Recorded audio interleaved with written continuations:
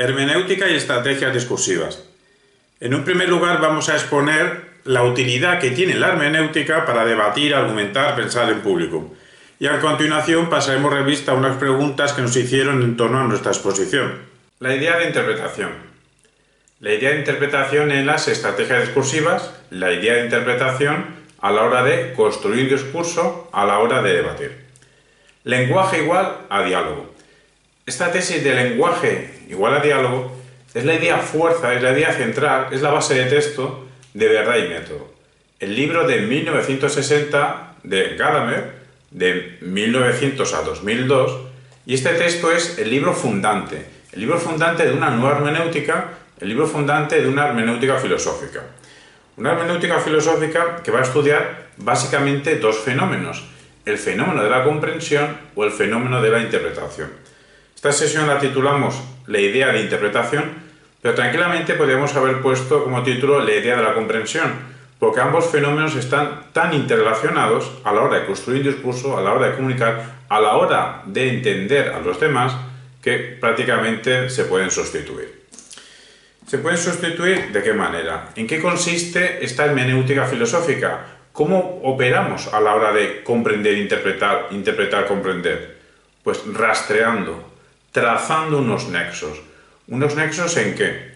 Bueno, en concreto, Gadamer traza unos nexos, hace unas vinculaciones entre ciertos conceptos, especialmente dos conceptos, los que dan título a Verdad y Método. El título tenía un título más filosófico y el editor le convenció de que pusiese un título más simple como Verdad y Método. Y es que este texto va de dos conceptos fundantes, verdad y método, ¿qué relación tienen con formas de conocer la realidad que no tiene que ver con experiencias científicas naturalistas? Por ejemplo, formas como el arte, o mejor dicho, las artes, el pensamiento filosófico y la ciencia histórica.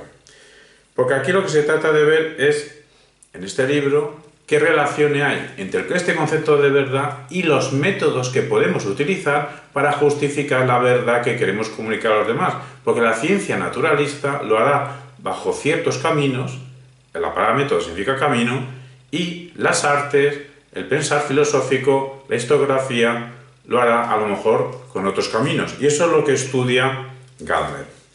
Lo que estudia Gadamer podemos sintetizarlo en esa metodología que tiene 5 pasos. A la hora de caminar tenemos, bueno, pasos podemos dar muchos, pero ¿hacia dónde vamos? ¿Con qué pautas? ¿Con qué criterios?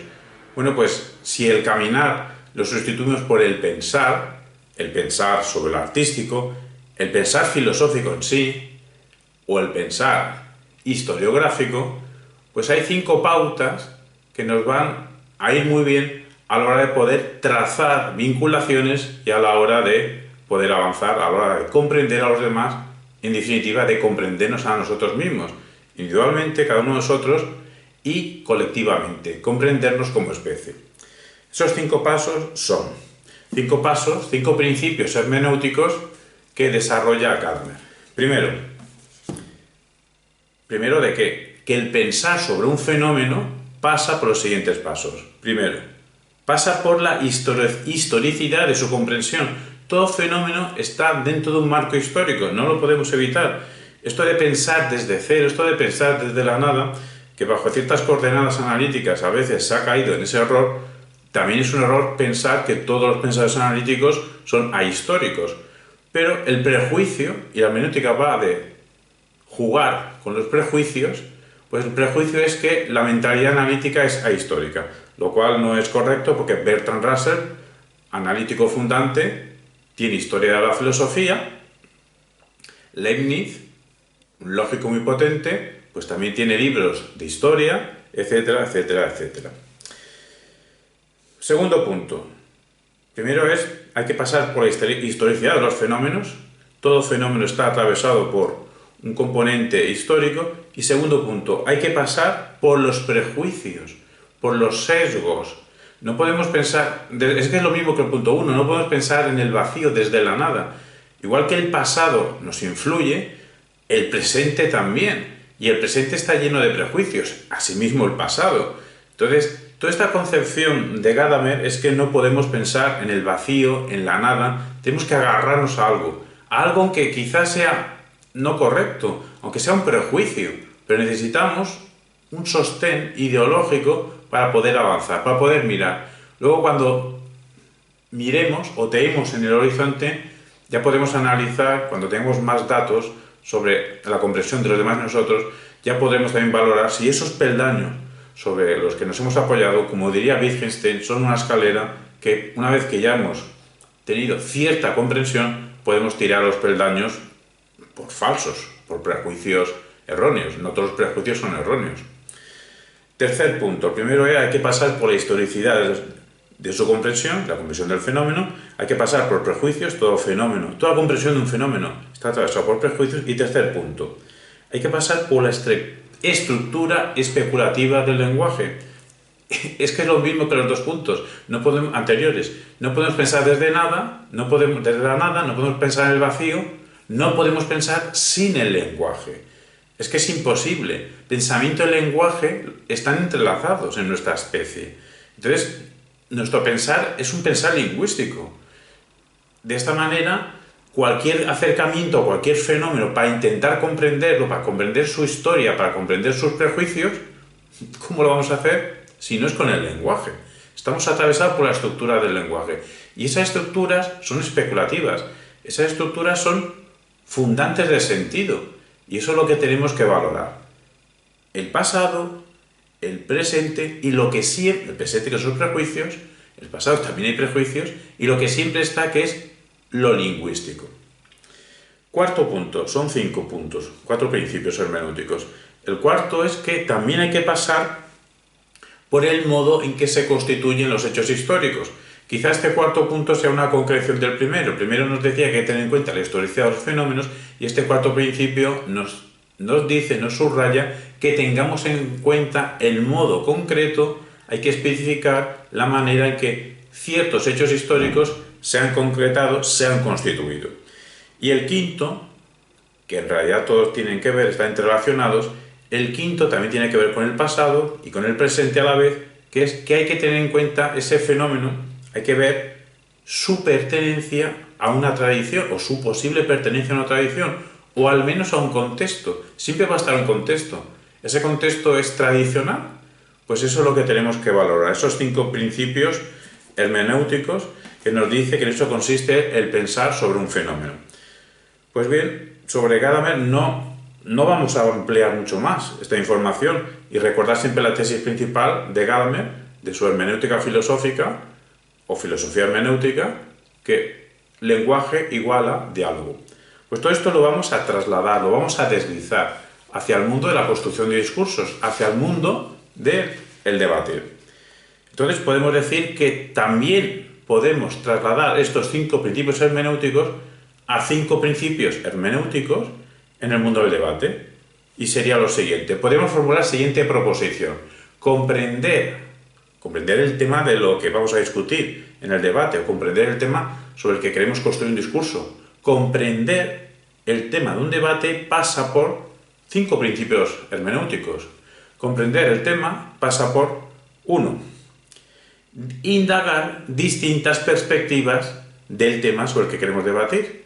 No quedarnos con el primer prejuicio, no quedarnos con la primera comprensión, no quedarnos con la primera idea que nos venga a la mente sobre un problema. Hay que indagar qué distintas perspectivas ha tenido y tiene dicho fenómeno sobre el que vamos a debatir. Segundo principio hermenéutico, debatístico, discursivo. Hay que examinar la carga ideológica, la carga social, la carga cotidiana del concepto clave de ese tema. El tema será una proposición susceptible de ser considerada verdadera o falsa, o de estar, pues eso es una proposición, o susceptible de posicionarnos a favor o en contra. Y en esa proposición habrá distintos elementos que otorgan sentido, que proporcionan significado a la proposición entera. Pero habrá un concepto clave, o 2 conceptos claves potentes que juegan entre sí, quizá dialécticamente. Bueno, pues el concepto clave o los conceptos clave habrá que indagar la carga ideológica, cotidiana, social que tiene. Tercer principio, hermenéutico, debatístico, discursivo. Hay que explorar la promesa argumentativa que alberga el concepto clave y cada concepto clave. Hemos dicho que en la proposición del tema, de la tesis sobre la que vamos a discutir o desarrollar un discurso, hay uno o varios conceptos clave. Pero ese concepto clave, cuando lo analizamos, intuiremos, veremos en ese concepto clave un desarrollo argumentativo, una promesa de argumentación, de línea argumental. Pues eso es lo que tenemos que valorar a la hora de analizar cada concepto clave de esa proposición. A ver hacia dónde nos llega, a ver si nos lleva a callejones sin salida o nos llega hacia líneas argumentativas potentes. Cuarto principio hermenéutico, discursivo, debatístico, que es la siguiente. Hay que investigar la historia conceptual de las palabras clave. Todo gira en torno a las palabras clave, pues cada concepto tendrá su propia historia. Pues esa historia hay que investigarla, hay que indagarla, para saber los pros y contras que ha tenido dicho concepto. Además, ese concepto no siempre, posiblemente, se habrá dicho siempre de la misma manera. Pues habrá que ver qué matices se utilizan en el presente, pero qué matices se utilizó en el pasado, pues si eso nos da juego a la hora de construir el discurso hacia cierta dirección o hacia otra. Porque muchas veces los debates se ganan simplemente armando muy bien el matiz que quieres darle a cierta palabra clave. Porque según qué matiz le des, entonces toda la argumentación gira hacia un sentido. O al revés. Si tú puedes demostrar que el contrario le da cierto matiz que a ti no te interesa para tu ni argumentar, pero cierto matiz que le da al equipo contrario a cierta palabra clave, y tú puedes demostrar que ese matiz conlleva, arrastra hacia cierta argumentación que es un callejón sin salida, es decir, una explicación pseudo-explicación, que en realidad no está explicando nada, porque tu explicación es más potente, afina más y mejor, pues entonces, si todo esto viene por ver los detalles, los matices de la palabra clave, bienvenidas sean estos descubrimientos, estas investigaciones, en este caso cuarto, de la historia conceptual de las palabras clave. Y quinto, es descubrir en qué sentido eso que la pregunta del debate pertenezca a cierta tradición, o al menos pertenezca a cierto contexto, eso seguro que de alguna manera, consciente o no tan conscientemente, va a influir en los evaluadores, va a influir en los jueces si se trata de un torneo de debate, o va a influir en los espectadores, en las personas que van a votar, en las personas que te tienen que leer, en las personas que te tienen que comprar tu comunicación. Al fin y al cabo, si por utilizar ciertas palabras que pertenecen a cierta tradición, ya el espectador, el lector, el escuchante, por simple oír cierta palabra, la asocia a cierto contexto y ya tiene cierta argumentación, cierto marco argumentativo en su cabeza. Quizá tiene interés que lo tenga ese marco, o te interese que no lo tenga. Entonces quizá habrá que emplear otra palabra, o si no tienes más remedio que emplear esa palabra, pues ahí es tu juego de romper ese marco, en el supuesto que ese marco argumentativo no te interese. Pero todo eso tienes que analizarlo previamente. Los debates se ganan antes de empezar a hablar, en esta tarea previa de indagación. Y los buenos discursos son brillantes a la hora de que se pronuncian si previamente hemos pensado. No hace falta a lo mejor escribir de arriba abajo tal cual vamos a pronunciar la comunicación, pero al menos sí pensar lo que deberíamos decir. Bien. A todo esto podemos también recurrir al excelente texto Interpretar y argumentar de María Navarro, un texto de 2009 que explica muy bien esta interrelación de interpretar y argumentar desde la hermenéutica de Gadamer y nos asocia, nos vincula, establece una conexión entre la hermenéutica de Gadamer y las teorías de la argumentación de la segunda parte del siglo XX. Incluso teorías de la argumentación de corte analítico, cuando pareciera que la hermenéutica es de un bando contrario a lo analítico, pues se puede encontrar, y de hecho María Navarro encuentra esa conexión. Y nosotros repetimos aquí un contenido importante que nos dice María Navarro, y es el siguiente: que la hermenéutica filosófica de Gadamer conectaría con la teoría consensual de la verdad. Entonces se podría desprender de esa conexión una proposición epistemológica, una tesis sobre cómo conocemos, que es la siguiente tesis. A la verdad no se llega representacionalmente, a la verdad se llega argumentativamente, pero se llega argumentativamente de tal manera a la verdad, con tal método, con tal camino, se llega a la verdad de forma argumentativa, no representacionalmente, que es como ya no tiene sentido la dialéctica verdad-falsedad. Iba a decir como que no hay verdades y falsedades, en realidad la deducción, la conclusión es que no hay verdades y falsedades. Lo que pasa es que dicho así, a lo bruto, no hay verdades y falsedades, podría parecer que estamos cayendo en un relativismo total, sobre todo en estos tiempos actuales que estamos inundados de mecanismos posverdaderos. Aprovechamos para recordar, porque es mejor decir el adjetivo posverdadero que no la posverdad. Pues en una época de mecanismos posverdaderos se podría decir que no hay verdades o falsedades, o al menos que podemos operar como si no hubiese verdades o falsedades. Lo importante no es eso, lo importante es lo que viene ahora. Que más que ese juego dialéctico verdad-falsedad, habría que jugar a otro juego. Al juego de que hay interpretaciones fuertes o hay interpretaciones débiles. Y eso es lo que tenemos que saber y saber analizar y saber detectar. Cuando estamos ante una interpretación débil de un fenómeno artístico, filosófico, historiográfico, o cotidiano, o científico, y cuando estamos ante una interpretación fuerte o débil. Bien, seguimos conectando con el mundo del debate.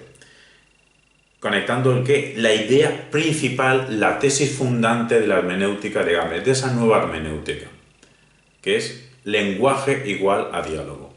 ¿Cómo podemos vincular todavía más esta proposición importante de lenguaje igual a diálogo? Pues con la siguiente manera: que en el mundo del debate o en el mundo de la construcción de discursos pasa lo siguiente. Primero, cualquier reto debatístico. Debatístico es una palabra que todavía no está en la RAE, pero ya estará en el futuro. Cualquier reto discursivo, es decir, cualquier dificultad que tengamos sobre un debate que vayamos a desarrollar o un discurso que pretendamos sea potente, pues es un reto atravesado por el lenguaje. Quizá esto sea una obviedad tras un siglo XX que ha sido el siglo del giro lingüístico. Posteriormente estaremos en ha habido giros mentalistas, giros pragmáticos. Estamos girando tanto que a lo mejor ahora mismo ya no sé ni dónde estamos, pero pudiera parecer una obviedad esto de que estamos atravesados por el lenguaje.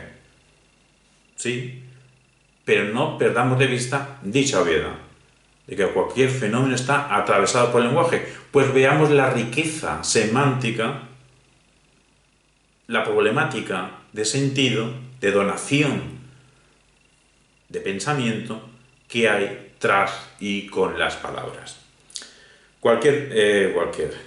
Segundo punto que podemos tener en cuenta en el mundo discursivo, en el mundo debatístico. Todo equipo de debate, en los torneos de debate no es debate una persona sola contra otra persona sola, son equipos de debate. En debate académico suelen ser 4 personas, pueden ser 2, pueden ser 3, pueden ser 5, aunque hay 4 turnos. En debate parlamentario, pues los equipos son de 2. Los debates suelen ser de los equipos de más de una persona, no sería un equipo, uno solo no es un equipo. Hay gente que ni siquiera se lleva bien consigo mismo, ella misma, ¿no? Pues bien, todo equipo de debate constituye una comunidad lingüística. No es lo mismo grupo que equipo. Un grupo es simplemente unas personas que están juntas. Si funcionan, es un equipo. Pero van a funcionar si operan como una comunidad lingüística. Es decir, como una serie de individuos interconectados entre sí que tienen una misma tradición o distintas tradiciones, pero que son capaces de interconectarlas y que juegan con las premisas, juegan con los argumentos, juegan con las persuasiones, juegan con las comunicaciones. ¿Y juegan de qué manera? Pues agudizando el tono estratégico que tiene todo material que vayamos a emplear a la hora de argumentar, persuadir, comunicar. Tercero, si realmente nos esforzamos en comprender al otro equipo, podremos exhibir los prejuicios en que descansan. Todos tenemos prejuicios. El otro equipo también. La otra persona con la que hablamos, discutimos, comentamos, dialogamos, conversamos, también. Pues si sabemos analizar sus prejuicios, podremos adelantarnos cuando nos toque, en el turno de palabra, y obstaculizar su camino, su dirección. Pero ¿cómo vamos a detectar sus prejuicios si no le escuchamos? De ahí que repetimos una vez más que todo debate se gana la preparación previa, y si no has ganado la preparación previa, se gana escuchando al otro. Hay una idea que nos resulta especialmente iluminadora de esta hermenéutica filosófica o filosofía hermenéutica, que es la interconexión entre, precisamente el título de esta obra, bueno, aquí dice interpretar y argumentar, nos referimos a comprender e interpretar. Todos estos verbos es que son intercambiables. La interconexión entre comprender e interpretar. ¿Qué quiere decir esto? Se comprende interpretando. Es que no son dos operaciones distintas. No es que primero comprenda, anda, ya lo he comprendido, mira qué bien. Pues ahora ya puedo interpretar, ¿no? O, ¿cómo vas a interpretar si antes no has comprendido? Pues no funciona así. A la vez que comprendemos, simultáneamente estamos ya interpretando un fenómeno. Lo mismo se puede conjugar con estos dos verbos de interpretar, argumentar. A la vez que estamos interpretando, ya estamos argumentando. Se podría sumar los tres. A la vez que comprendemos, interpretamos. Y a la vez que interpretamos, argumentamos. Son tres verbos, son tres predicados que están entrelazados. Operamos a la vez. Otra idea iluminadora de Verdad y Método, de Gadamer, es la siguiente. La pretensión de comprender la anticipación de sentido que tiene el discurso contrario, el discurso del otro, la construcción discursiva de cualquiera, el texto de cualquiera. ¿Por qué? Porque acabamos de decir. Porque si escuchamos y sabemos hacia dónde va el discurso del otro, podemos anticiparnos. Podemos anticiparnos si sabemos hacia dónde se dirige, si sabemos hacia sus huellas textuales, sus huellas discursivas, sus marcas semánticas, le llevarán a algún sitio. El otro tendrá algo en la cabeza, el otro también ha hecho un plan. No todos los planes los podemos cumplir, pero eso es la vida, el ir planificando y sobre la marcha ir cambiando. Pero aparte de estos fracasos que tengamos en realizar los planes que pensamos, el otro tiene una planificación, el otro tiene una intencionalidad. Entonces podemos saber hacia dónde quiere ir. Pues si detectamos sus marcas semánticas, sus huellas discursivas, podremos ponerle obstáculos en el camino, obstáculos discursivos, obstáculos argumentativos. Podemos ponerle contraargumentación, incluso podemos contraargumentar, si somos hábiles, antes de que realmente acabe su línea, para cortarle ya definitivamente el paso. Seguimos interconectando la hermenéutica con el mundo del debate, de la siguiente manera. Esta ontología lingüística gadameriana es una ontología porque en realidad nos está explicando cómo son los fenómenos a comprender. Son de naturaleza lingüística. La podemos deslizar hacia una hermenéutica del debate. ¿Qué queremos decir con esto? Ahora vamos a anunciar una serie de puntos que en realidad esos puntos nunca los ha dicho Gadamer, ni tampoco un hermeneuta todavía vivo, español, muy potente, Emilio Lledó, pues tampoco lo que vamos a decir ni lo ha dicho Gadamer ni lo ha dicho Lledó. Pero son cosas pensadas desde las coordenadas hermenéuticas que bien podría haberlas dicho o escrito, más bien, Gadamer o Lledó, que son las siguientes. Hermenéutica del debatir. Podemos decir también hermenéutica del construir discursos. El debatir pasa por, o el construir discursos pasa por Interpretar comprendiendo el tema del debate. Interpretar comprendiendo. Mientras comprendemos, interpretamos. Mientras interpretamos, comprendemos.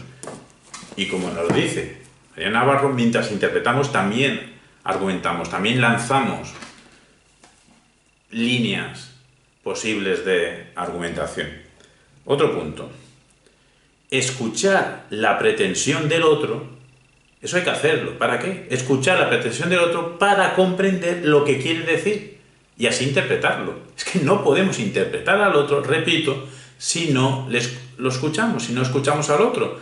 Entonces sabremos qué quiere decir y en ese querer decir, si lo detectamos, estamos interpretándolo. Y una vez que lo hemos interpretado, ya no podemos jugar. Si queremos obstaculizarlo argumentativamente o no, depende de si estamos en un discurso, un debate o no. Hay cosas en la vida que no son debates. La vida es una sucesión de paréntesis entre debate y debate. Pues eso, a veces no se debate. No siempre hay que contraargumentar al otro. Existe la posibilidad de llegar a un consenso también. Volvemos al contexto deportivo del debate.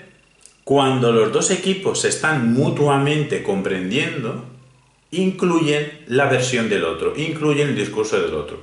Si yo soy juez, yo detecto si un equipo está entendiendo al otro, si un equipo incluye el discurso del otro en su siguiente intervención después de haber intervenido un equipo. Si no, no lo entiende. Si no, es que son dos discursos paralelos. Dos discursos paralelos no es un debate. Otro punto. En el encuentro de debate, en cualquier encuentro de debate, hay un contenido común en los dos equipos. Esto es una derivación de lo que acabamos de decir. En un encuentro de debate hay un contenido común, porque si no hay un contenido común en el que hay una lucha dialéctica, a través de razones, a través de argumentos, sí, de forma persuasiva, sí, de forma comunicativa, pero argumentos. Si no hay argumentos, tampoco es debatir. Si solo son fogonazos afectivos, eso es eso, una exhibición de afectividad, de intentar convencer al otro de forma vacía. Ni con solo afectividad, ni con solo argumentatividad, ni con solo comunicación. Las tres cosas entrelazadas. Hay un contenido común, porque si no hay un contenido común, si solamente hay un discurso que nunca toca al otro discurso, y viceversa, este discurso nunca toca a este, esto no es un debate. Son dos columnas discursivas que cada una apunta al cielo, si nadie las para a saber dónde llegan, llegarán mientras puedan hablar las personas, pero no es un debate. No hay cruce. Y cruce es razonar con el otro. Y no puedo razonar al otro si no lo comprendo. No le comprendo si en la comprensión de lo interpretado. Y para eso tengo que escucharle. Otro punto. El debate es un juego que es tomado en serio cuando intento convencer a un tercero, cuando intento convencer al jurado. Es un juego, son operaciones, hay unas normas. Y en el mundo de la cotidianidad, iba a decir, en el mundo que no es debate, hay un mundo más allá de los torneos de debate, pues en ese mundo también hay reglas no escritas, reglas de cortesía, podríamos decir. Hay reglas de cortesía, hay una normativa en los torneos de debate. Pues bien, cuando juego cumpliendo esas normas, o cuando estoy fuera de un torneo, pero mantengo esas normas de cortesía, estoy jugando de verdad, me lo tomo en serio, ese juego me lo tomo en serio, ya no es una broma, cuando en vez de convencer al contrario, intento convencer a un tercero. Ese tercero en el mundo del debate es un juez o unos jueces. Pero un tercero, en el mundo cotidiano, puede ser un amigo, un espectador de nuestra conversación. Porque al que está enfrente nuestro, difícilmente en el acto le vamos a convencer. Eso rara vez ocurre. Al otro nunca le vamos a convencer, y mucho menos si está preparado. Bueno, si no está preparado y es dogmático, tampoco le vamos a convencer nunca. Al de enfrente es muy difícil. Pero a quien tenemos que convencer es a ese tercero, a ese intérprete evaluador, a ese transductor. Continuamos. Otro punto es, en este juego, estamos diciendo, en este juego dialéctico del debate existen diversos procedimientos. Procedimientos hay muchos, los que voy a nombrar ahora es que salen en Verdad y Método. Pues procedimientos tales como cuestionar de forma sintáctica pues cuestiones que no son estrictamente interrogativas, pero con alteraciones sintácticas lo parecen. Lo que viene a ser preguntas retóricas. Podemos recurrir a afectos, a afectividad, lo he dicho antes, podemos recurrir. El problema no es solo recurrir a bombas emocionales, sentimentales, pero claro que podemos recurrir y debemos recurrir a estados afectivos, igual que debemos recurrir a probabilidad, utilizar las estadísticas, las probabilidades, los discursos persuasivos, nos repetimos, debemos utilizar mecanismos persuasivos. El problema es solo utilizar mecanismos persuasivos. Nuestro discurso será persuasivamente vacío. Y debemos utilizar, o podemos utilizar, líneas argumentales, estructuras argumentativas de tono jurídico o argumentaciones ya utilizadas en el mundo jurídico, y lo mismo con el mundo político, argumentaciones de tono político o ya utilizadas, líneas argumentativas que ya se han utilizado en el mundo político. Y a su vez, análisis lógicos, o sea, argumentación pura y dura, iba a decir. Aquí la pureza argumentativa tampoco existe. Pero los análisis lógicos también es otro material que podemos utilizar.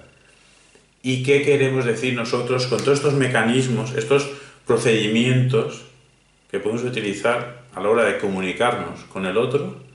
En realidad, si estos mecanismos que nombra Gadamer, si los utilizamos, ¿qué estamos haciendo? Reivindicando la retórica. Bueno, la reivindicación puede ser consciente, realmente consciente, o sin darse cuenta uno, si utiliza estos procedimientos, quizá tú no lo sabrás, pero estás actuando de forma retórica. Retórica en el buen sentido de la palabra, porque la palabra retórica ha tenido un mal uso cuando utilizamos solo el mecanismo persuasivo, como he dicho antes. Eso se llama hacer retórica. No, eso es no saber pensar. La retórica es entrelazar estrategias argumentativas, persuasivas y comunicativas. Pues bien, esa reivindicación de la retórica se puede hacer de cierta manera, pensando que la retórica tiene una invitación a una racionalidad. La racionalidad no está solamente en el mundo de la teoría pura y dura matemática, solamente en el mundo de las demostraciones. Esa retórica que al menos nosotros reivindicamos, nosotros reivindicamos en las coordenadas gadamerianas.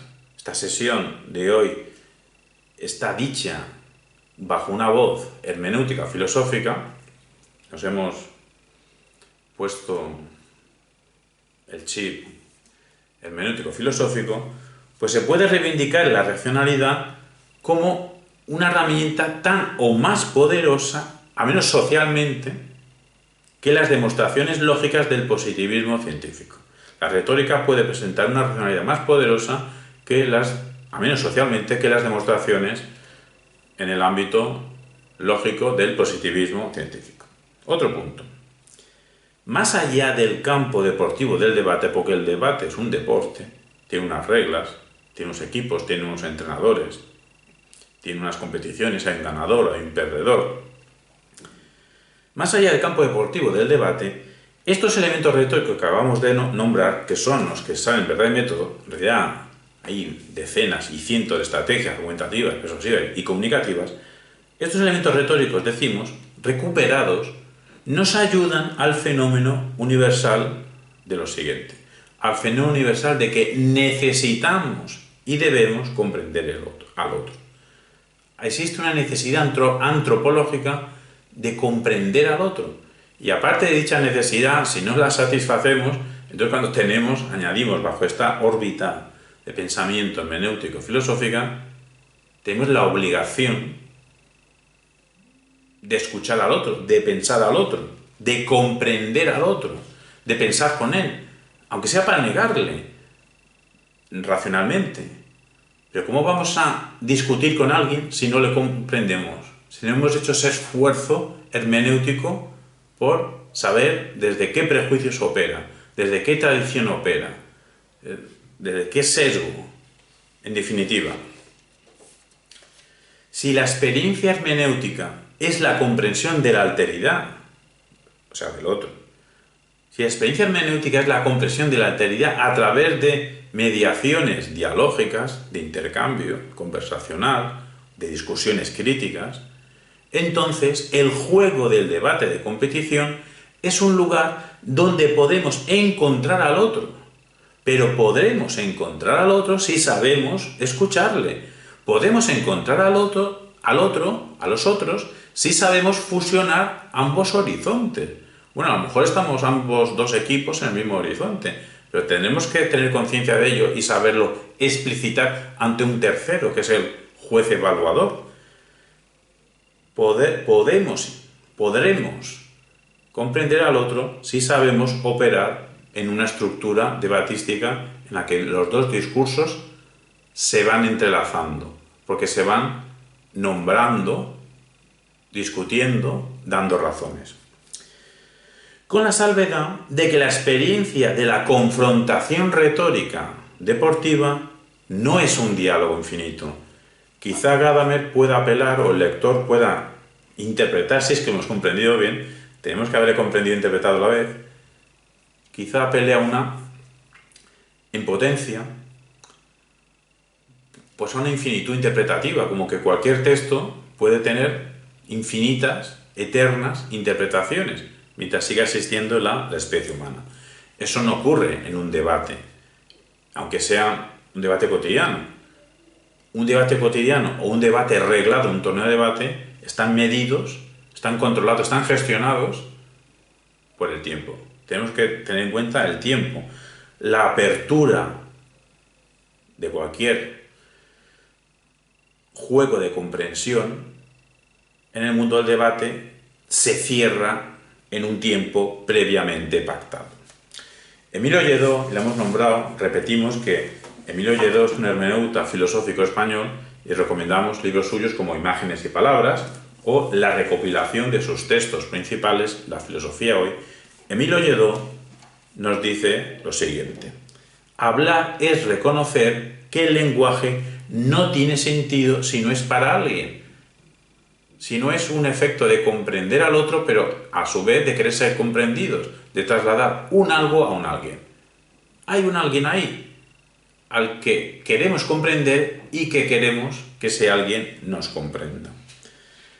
Pues bien, trasladando esto de Emilio Lledó, precisamente lo que acontece en un debate es la aparición del logos. Pero para que aparezca el logos, previamente debemos haber interpretado comprendiendo, intuyendo la argumentación, previamente debemos haber interpretado la pregunta que nos convoca y escuchar al otro e incluirlo al otro en nuestro discurso, para negarlo con razones, para darle la oportunidad al otro que nos niega a nosotros con razones. Así pues, los debates no son meros objetos lingüísticos. Los debates son hechos lingüísticos. Son hechos lingüísticos evaluables por un juez que a su vez él tendrá su propio criterio de interpretar. Lo que no sabe el juez, que cuando ya está, bueno, o si lo sabe, lo que le pasa al juez, lo sepa o no, es que comprende interpretando, que interpreta comprendiendo, él también. Y el juez también tiene un horizonte de comprensión. El juez también parte desde cierta tradición. De ahí que, si supiéramos los jueces que nos van a evaluar, pues haríamos bien en conocer, si pudiéramos, su historiografía, su historia conceptual, para también tener en cuenta a la hora de conectar lo que decimos con la tradición de dicho juez.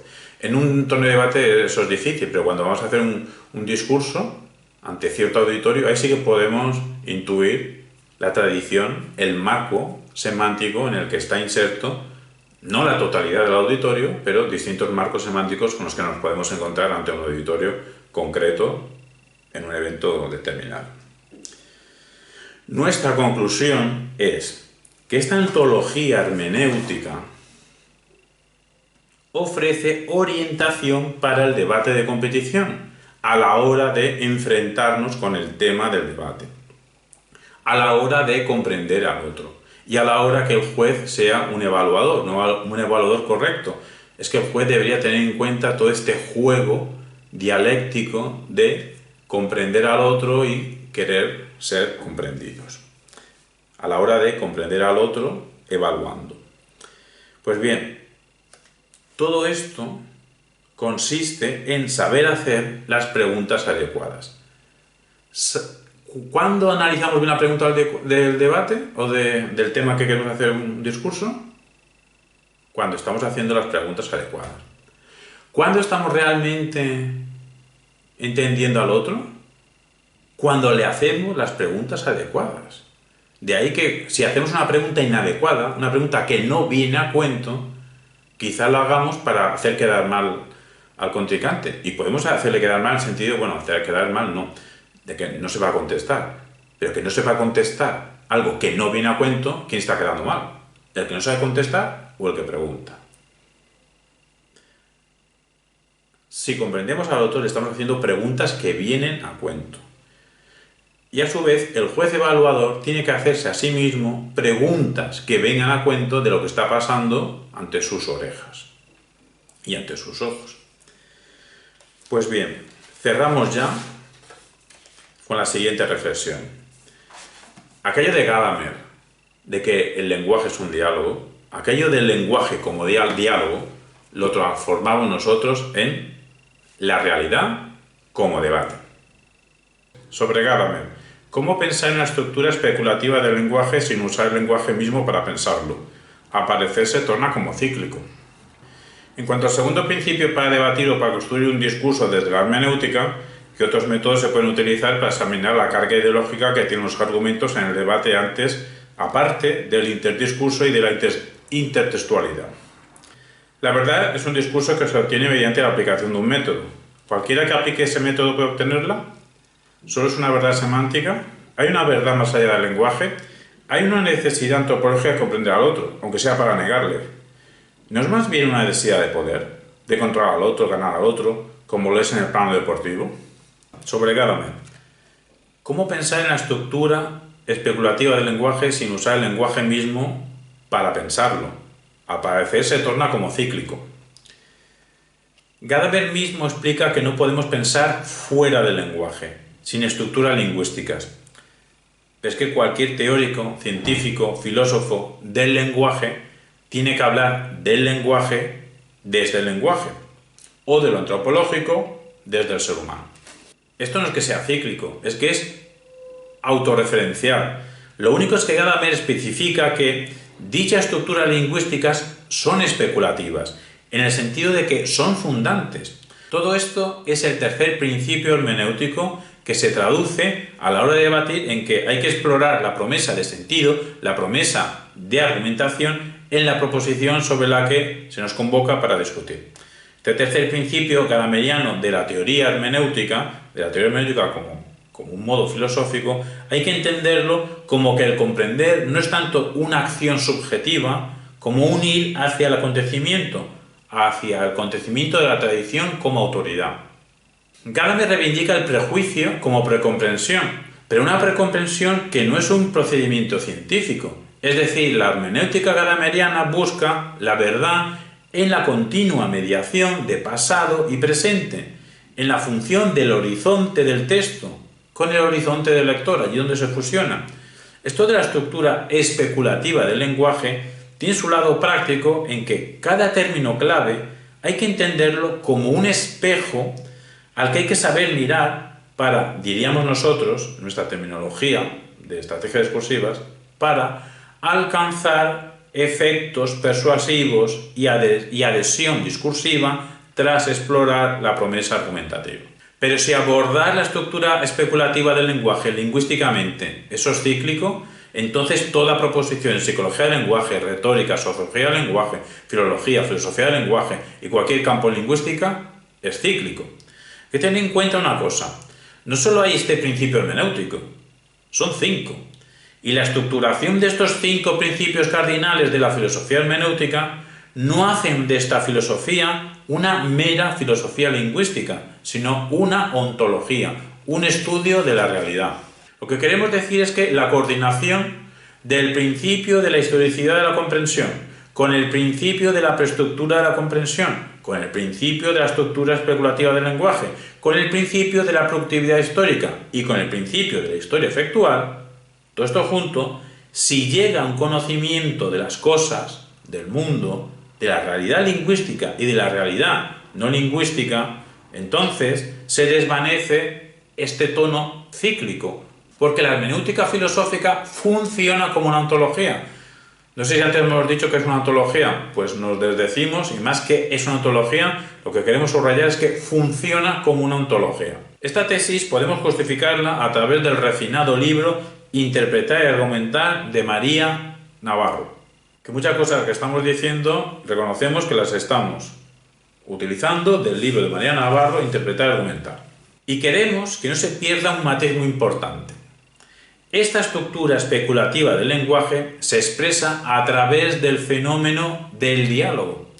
Y es que la tesis principal de Gadamer, de que el lenguaje es diálogo, el lenguaje hay que entenderlo como diálogo, todo esto lo que nos indica es que en todo diálogo aparecen referencias lingüísticas y no lingüísticas. Sí, pero ambas referencias lingüísticas y no lingüísticas se llegan lingüísticamente, porque no es otra. Así está constituida nuestra especie.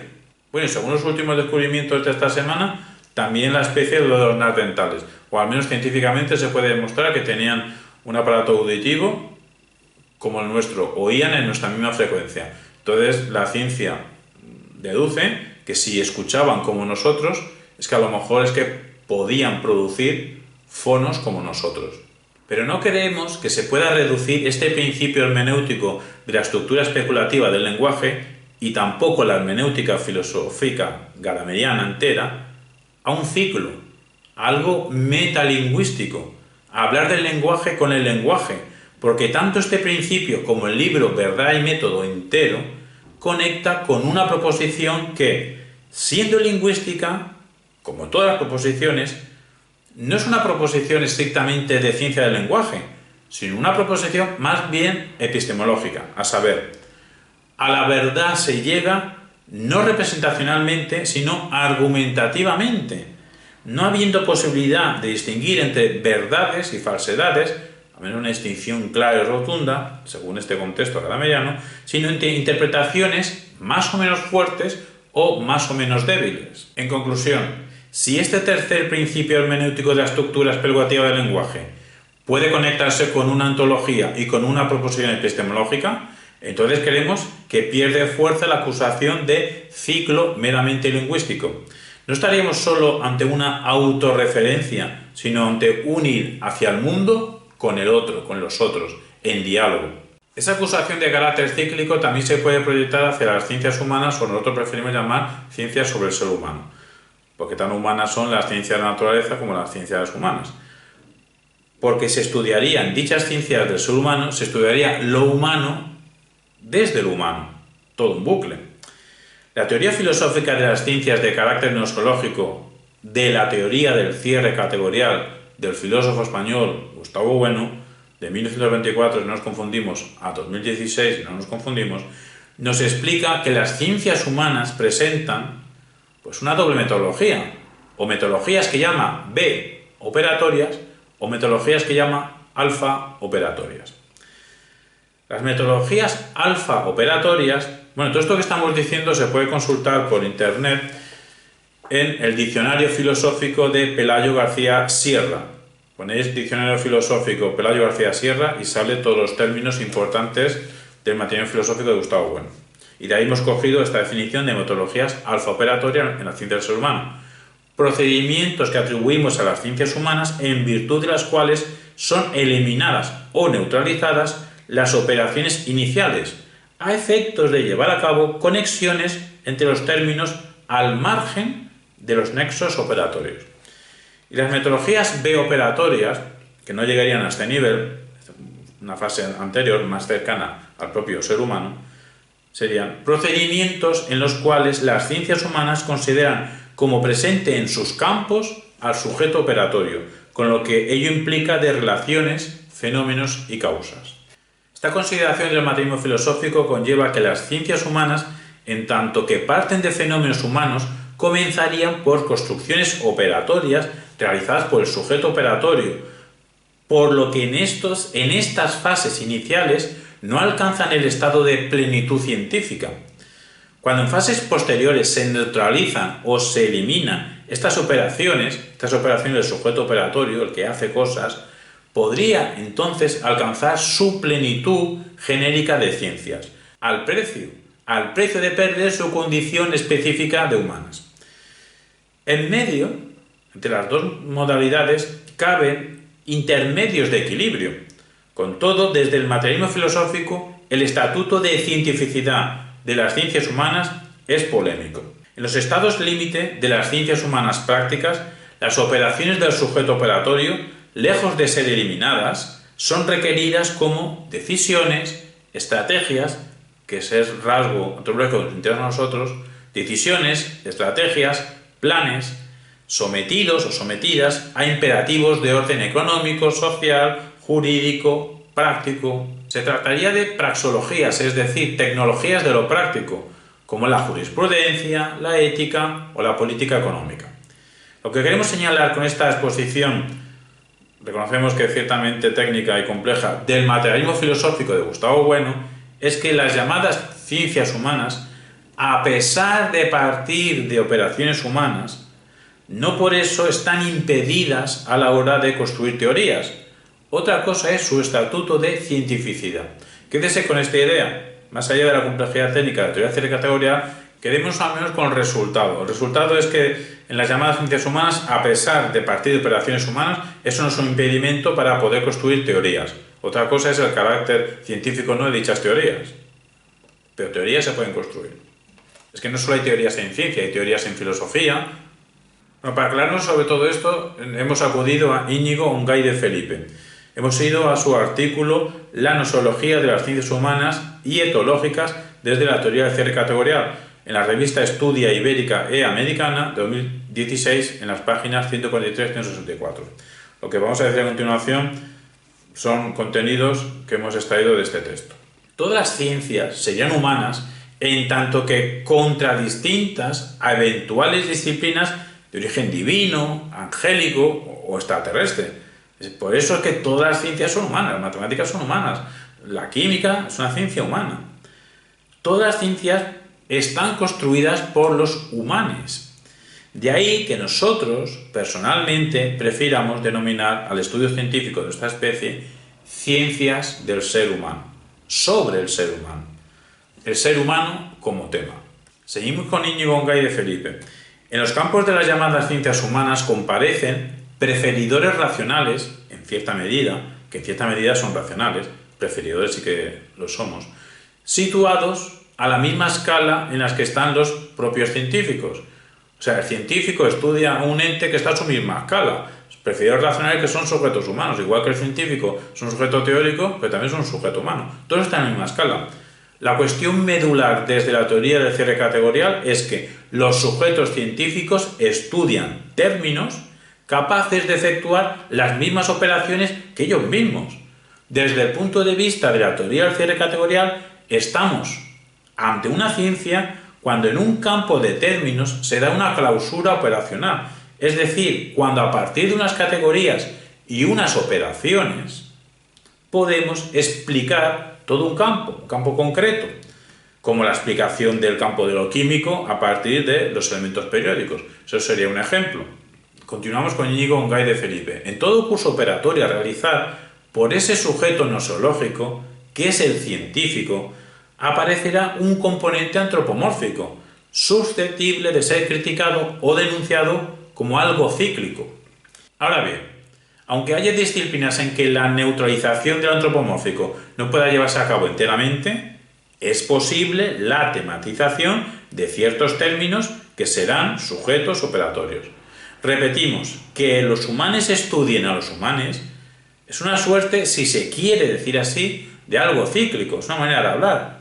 Se puede aceptar de algo cíclico, pero eso no impide realizar construcciones teóricas. Lo que queremos es que se quede De esta complejidad de la teoría del categorial, más allá de los aspectos técnicos que está diciendo esta teoría, queremos que nos quedemos con el resultado. El resultado es que el hecho de que los humanos estudien humanes, y eso pueda llamarse de cierta manera un movimiento cíclico, eso no es un impedimento a que podamos realizar construcciones teóricas serias. Un problema aparte es si dichas construcciones teóricas serias son plenamente científicas o no, pero es un problema aparte, porque lo que sí podemos hacer desde el humano es construcciones teóricas serias y potentes sobre lo humano. Como decimos, siendo un problema aparte la cientificidad de tales construcciones. Construcciones sobre lo humano y desde lo humano, construcciones hay. Otra cosa, eso sí son ciencias. Gustavo Bueno las denominará ciencias B operatorias. Íñigo Ongay de Felipe nos aclara que, y citamos textualmente, dado un campo operatorio en cuyo interior compareciesen sujetos temáticos análogos al sujeto nosológico, cabría proceder científicamente de dos maneras. Unas veces reduciendo o reabsorbiendo en terceras estructuras las operaciones efectuadas por los sujetos temáticos. Estaríamos hablando de metodologías alfa operatorias. Y otras veces sin desdibujar las operaciones de los sujetos temáticos en terceras estructuras. Estaríamos hablando de metodologías beta operatorias. Cuanto más nos quedamos en el plano beta, podemos decir nosotros, más cíclica será la metodología. Y cuanto más alfa, menos cíclica será la metodología. Nos explica Íñigo Ongay de Felipe que un estado límite alfa 1 sería uno en el que una metodología de construcción científica pierde enteramente su carácter específico humano, conformándose como una ciencia natural, como en la psicología fisiológica de Bechterev, o en la tradición reflexológica pauloniana, o en la sociobiología de Wilson o Richard Dawkins, estudiándose contextos biológicos moleculares o genética de poblaciones. Estaríamos en un estado alfa 2 cuando se da un curso progresivo, un progreso desde operaciones humanas a resultados objetivos utilizando metodologías matemáticas propias del análisis estadístico, como en psicometría o sociometría, o algunas veces en ciencias de la educación, o en los modelos topológicos, que son los modelos matemáticos, los modelos topológicos como los de Gené-Thom. En este sentido de un progreso desde lo humano hacia el objetivo, nos podemos acercar a lo científico del lenguaje, porque también puede aplicarse a las vocales indoeuropeas, en el contexto de la gramática histórica, a las estructuras esenciales del sistema de la lengua, en la línea de la gramática subsidiana, de Saussure, y cuando tales estructuras lingüísticas se ven como pautas culturales, estaríamos en el contexto del estructuralismo de Levi-Strauss. Conclusión: las ciencias del ser humano estarían atravesadas por una dialéctica entre metodologías alfa y beta. Las beta serían o podrían ser consideradas como cíclicas, o en cierta medida cíclicas, pero da igual que le llamen cíclicas o no, lo que está claro es que, pero constructoras de teorías. Y las alfa es que ni siquiera serían cíclicas, y también serían constructoras de teorías. Por todo esto creemos que el carácter de cíclico aplicado a lo lingüístico o al antropológico pues queda más o menos disuelto. En cuanto al segundo principio para debatir o para construir un discurso desde la hermenéutica, ¿qué métodos se pueden utilizar para examinar la carga ideológica que tienen los argumentos en el debate aparte del interdiscurso y la intertextualidad? El segundo principio hermenéutico tiene el siguiente correlato en el mundo del debate. El tema de un torneo de debate pasa por examinar la carga ideológica o cotidiana o social que conlleva cada concepto clave y que pueda tener un efecto preformador sobre el pensamiento del jurado. ¿Y este examen cómo se hace desde la hermenéutica? Pues desde las siguientes ideas fuerza. 1. El mundo está lingüísticamente constituido. 2. La posibilidad de alcanzar una fusión de horizontes evitaría el relativismo. 3. Los juicios previos existentes en una comunidad lingüística anticipan el sentido de lo comunicado. Y estos postulados hermenéuticos los deslizamos hacia el mundo del debate así. 1. Cualquier reto está atravesado por el lenguaje. 2. todo equipo de debate constituye una comunidad lingüística de la vida. Y 3. Si realmente nos esforzamos en comprender al otro equipo, podremos exhibir los prejuicios en los que descansa, tras lo cual, atacando su trasfondo, debilitaremos su línea argumental. Pero bueno, también podemos examinar la carga de prejuicios o de mitos, del contrario, desde otras tradiciones, como la trituración de mitos del materialismo filosófico. Pues para Gustavo Bueno, el quehacer de la filosofía es un hacer negativo, en el sentido de que es un deshacer. ¿Un deshacer qué? Mitos. ¿Y cómo se deshacen los mitos? Se escritura. La verdad es un discurso que se obtiene mediante la aplicación de un método. Cualquiera que aplique ese método puede obtenerla. ¿Solo es una verdad semántica? ¿Hay una verdad más allá del lenguaje? Vamos a contestar. La verdad es un discurso que se obtiene mediante la aplicación de un método. Supongo que será una proposición que dije en el vídeo. A simple vista pareciera una proposición de un descarte lingüístico. Supongo yo que si hablamos de verdad, hablamos de método, la misma frase, pues estamos en el contexto de Gadamer. Pero esto de que la verdad es un discurso que se obtiene mediante la aplicación de un método, no es que Gadamer lo dijese, claro que lo dijo, lo escribió, pero no es algo con lo que él estaba de acuerdo. Él decía que eso ocurría en el bando de las ciencias. Y la actividad de las ciencias de la naturaleza, esas ciencias de la naturaleza, ellas sí que constituiría su quehacer, su búsqueda, en hallar metodologías hacia la verdad y en su aplicación. Señalando Gadamer que existen otras experiencias humanas no científico-naturalistas que apuntan a un fondo de verdad. Las ciencias apuntan a la verdad a través de cierta metodología que quieren luego aplicar repetidamente, pero habría otras fórmulas humanas de vivir, de experimentar el mundo, que serían las artes, el pensamiento filosófico. Gadamer incluye la ciencia histórica. Es discutible si la ciencia histórica tiene un proceder distinto a las ciencias de la naturaleza. Por nuestra parte, lo que decimos es que la vinculación de las artes, el pensamiento filosófico, y ya nos ponemos ahora en contexto gadameriano, también la historiografía, con la verdad, la vinculación que tienen es que son áreas de conocimiento. Pero las artes no tienen verdades.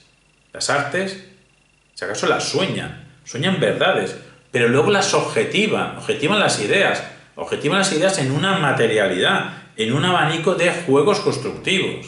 Los pensadores filosóficos no obtienen verdades, analizan críticamente supuestas verdades, pero no en el vacío intelectual, sino o bien desde unas coordenadas persistentes, o bien desde un proyecto sistemático en construcción, o bien desde un sistema ya construido.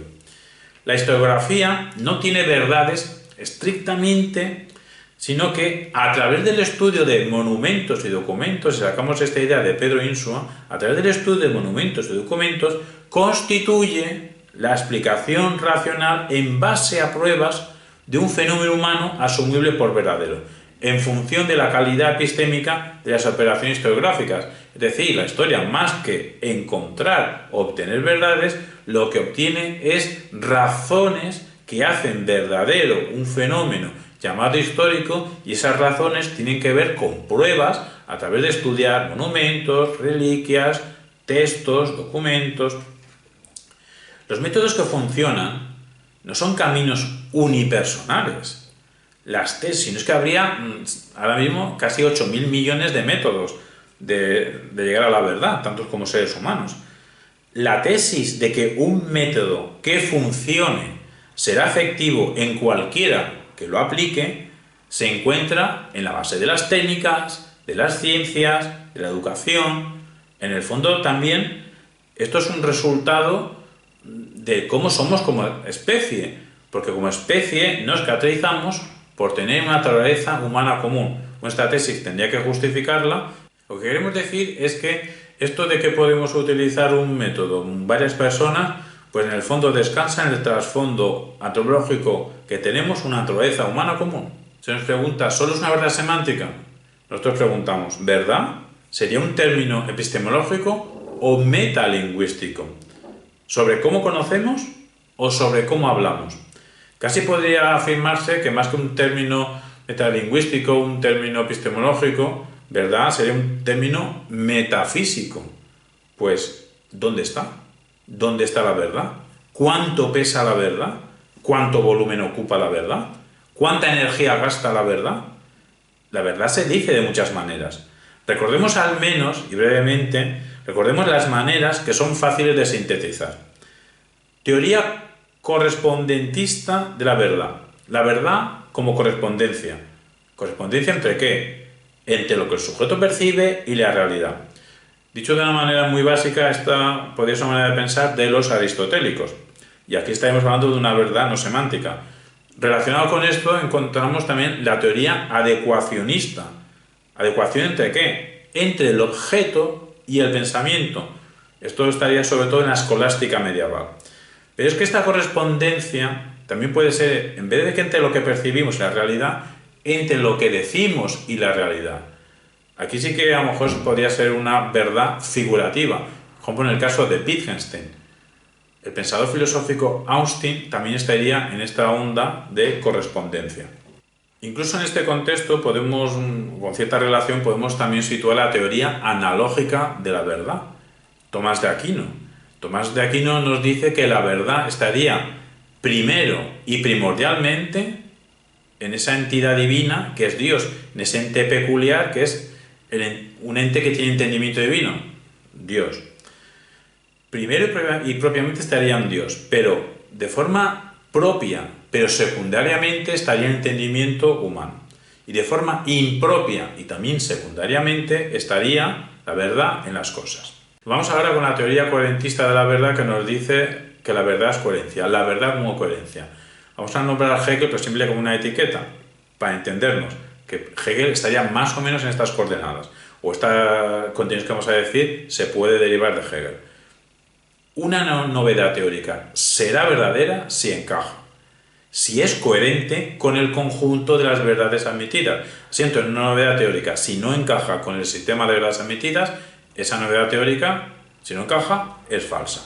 Lo que pasa es que a veces los científicos son insistentes y cuando finalmente, si así es el caso, se acepta su teoría concreta, porque se ha visto que es una explicación concreta de cierto fenómeno de la realidad, y que eso hay que admitirlo sí o sí, porque es una explicación muy potente, si se acepta una teoría como la explicación de un fenómeno relevante, entonces, por coherencia, se desecha el anterior conjunto de verdades y se empieza a construir otro conjunto de verdades en torno a dicha teoría nueva.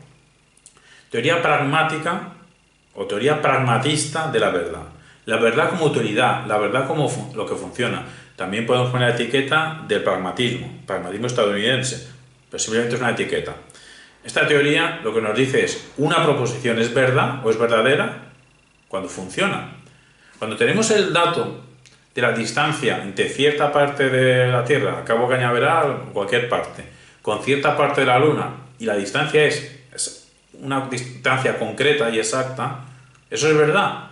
Según esta teoría, eso será verdad cuando un objeto humano, una nave, pues podamos lanzarlo desde el Cabo Cañaveral, llegue a ese punto de la Luna y la distancia recorrida sea exactamente eso que habíamos calculado. Entonces, cuando ha funcionado, cuando ha sido útil ese dato, entonces podemos decir que es verdadero. Antes es un candidato a ser verdadero.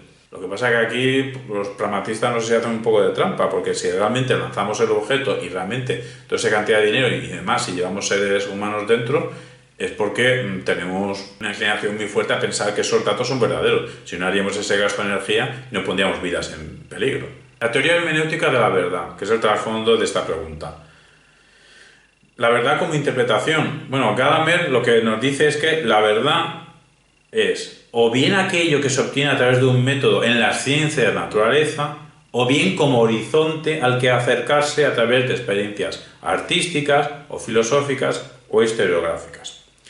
Repetimos que cabe reflexionar si la historiografía es algo radicalmente distinto a las ciencias de la naturaleza. La teoría consensualista de la verdad como consenso, y también podemos poner la etiqueta de Habermas, a través del diálogo racional entre interlocutores informados, racionales y razonables, siguiendo normas comunicativas, pues se llegaría a un consenso de qué contenido es verdadero. La teoría perspectivista, que es lo que ya acabamos, de la verdad. Ortega. Pues la verdad como conclusión a través de un fenómeno desde diferentes puntos de vista. Lo que pasa es que dice Ortega que la totalidad del conjunto de absolutamente todos los puntos de vista, eso solo podría tenerlo en una macroentidad llamada Dios. Los humanos nos tenemos que conformar con algunos puntos de vista sobre cierto fenómeno. Bueno, también tendríamos la teoría materialista de la verdad, la de la teoría del cierre ecuatorial de Gustavo Bueno, complicada, que nos dice la verdad como identidad sintética, que nos dice que la síntesis vinculada a ciertas operaciones en el seno de un contexto determinante, dentro de una región del mundo, dentro del mundo en general, es decir, la verdad científica solo tiene sentido en su compromiso con una categoría. Y podemos preguntarnos, ¿hay una verdad más allá del lenguaje? Si entendemos la verdad como una sustancia, entonces sí, si hay una verdad más allá del lenguaje. Si la verdad es una sustancia, pues está fuera de nosotros, de nuestro lenguaje. Porque cualquier cosa sustancial está más allá del lenguaje. Pero si entendemos la verdad como uno de los dos valores, junto con la falsedad, que puede tener una proposición o un juicio, entonces es un fenómeno lingüístico y entonces no podría estar más allá del lenguaje estrictamente hablando. Porque estrictamente una proposición es un enunciado o un juicio que es o bien verdadero o bien falso. Al menos en las lógicas bivalentes. Hay lógicas trivalentes, pentavalentes, polivalentes. Pero aún en esta última acepción, la verdad sería algo en el lenguaje, pero que apunta a algo más allá del lenguaje. Es que si no seríamos patológicamente tautológicos, porque esa peculiar combinación, conexión de ciertos fonos con ciertas grafías, eso que llamamos lenguaje, pues esa tecnología de grafías y fonos apunta a algo que no son ni grafías ni fonos. Apunta a realidades mentales y apunta a realidades no mentales. El lenguaje no solo palabras, sino cierto entrelazamiento de palabras, ideas y cosas. Según Ana Isabel Oliveros, en el habla, y esto lo hemos sacado del diccionario de lógica, el compendio de lógica, en el habla cotidiana hay al menos 3 usos de verdad según Ana Isabel Oliveros. La verdad como objeto real, lo que es auténtico o real. Y lo que es auténtico o real, esta concepción está más allá del lenguaje. La verdad como confirmación de una afirmación. Tenemos una afirmación, pero luego, no, es que es verdad tal cosa, una confirmación. Lo que es de fiar, lo que es consistente. Aquí a lo mejor también estaríamos más, una concepción de la verdad más allá del lenguaje. 3, la verdad como adecuación a la realidad. Si me adecuo a la realidad, yo estoy fuera del lenguaje. O sea, lo que se adecua a las circunstancias descritas en la afirmación. Pues en estos 3 usos más o menos cotidianos de verdad, pues estaríamos más allá del lenguaje, desde el lenguaje. Pero algunos como Platón o Frege, para ellos, la verdad estaría tan más allá del lenguaje natural que residiría en el mundo de lo abstracto, aunque un mundo de objetos lógicos con una semántica, por lo que no se cortaría la conexión con el lenguaje a través precisamente del fenómeno de la significación. El pensador filosófico del lenguaje ordinario John Austin, en su artículo Verdad, defendió que la expresión es verdadero se dice de una aserción en la que hay correlación entre palabras y el tipo de situación al que se refieren. Y decíamos antes que Austin estaría en las coordenadas de la verdad como correspondencia. Por lo que el hecho de que la verdad esté en las aserciones, o sea, esté en el lenguaje, siendo entonces un fenómeno semántico, esto es compatible con que las aserciones verdaderas estén en correlación con eventos no lingüísticos, más allá del lenguaje. Parece ser que dijimos hay una necesidad antropológica de comprender al otro, aunque sea para negarle. Pregunta, ¿no es más bien una necesidad de poder, de controlar al otro, ganar al otro, como lo es en el plano deportivo? Poseemos una naturaleza humana común, ya lo hemos dicho, y uno de sus rasgos es la capacidad de cooperación, otro, la necesidad antropológica de comprensión, un rasgo que se aprecia cuando nos llegan noticias de atrocidades, atentados y demás desvaríos, y no nos conformamos con una explicación física de lo ocurrido. No podemos evitar preguntarnos por qué alguien habría hecho algo así, qué le llevó a hacerlo. El fenómeno del poder más bien tendría una cara básica, simple, psicológica, de dominar al otro, y otra cara más elaborada de acción política. Debatiendo, no acontece lo de controlar al otro, es que además es imposible porque el otro se ha preparado tanto o más que nosotros. Tampoco hay posibilidad en el debate de derrotarlo humillándolo. No hay posibilidad si hemos practicado el debate con una mentalidad deportiva. Pues algo básico en debate es saber ganar con humildad y saber perder sin montar un numerito. En debate, ganar es el medio para seguir debatiendo. Es que cuando estamos en un torneo de debate lo que queremos es debatir y debatir y debatir. Entonces, lo que pasa es que para seguir debatiendo tenemos que ganar. Ganar es un medio para seguir debatiendo. El mayor desengaño al perder una semifinal no es tanto que hemos perdido la posibilidad de ganar el torneo, que sí, en cierta manera psicológicamente se tiene, pero lo que más fastidia es que nos han cortado la posibilidad de seguir debatiendo. Bertrand Russell escribió El poder en 1938, donde desarrolla su tesis de que el poder es la meta última del ser humano y el elemento singular más importante en el desarrollo de cualquier sociedad. Sería el poder un deseo infinito, en alianza estrecha con el deseo infinito de la gloria.